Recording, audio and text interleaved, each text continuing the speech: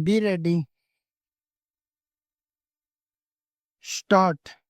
The grounds on which it is proposed to take such action shall be reduced to the form of definite charge or charges, which shall be communicated in writing to the person charged, together with a statement of allegation on which each charges is based and on any other circumstances which it is proposed to take up into consideration in passing orders on the case, and he shall be required within a reasonable time to state in writing whether he admits the truth of all or any of the charges, what explanation of defense, if any, he has to offer, and whether he desires to be heard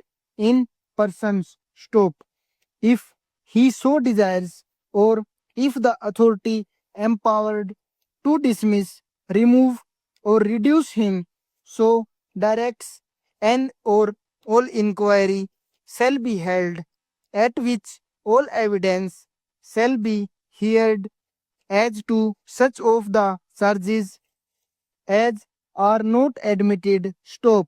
The persons charged shall, subject to the conditions described in sub rule 3, be entitled to cross examine the witnesses, to give evidence in person, and to have such witnesses called as he may be wish, provided that the officer conducting the inquiry may, for reasons to be recorded in writing, refuse to call any witness. Stop.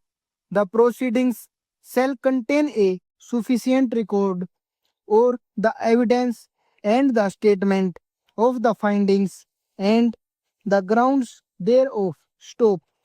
It shall not be necessary to frame any additional charge when it is proposed to take action in respect of any statement or allegation made by persons charged in the course of his defense, and the provisions of the foregoing sub rule shall not apply where a person is dismissed or removed or reduced on the ground of conduct which has led to his conviction on a criminal charge, or where an authority empowered to dismiss or remove him. Stop.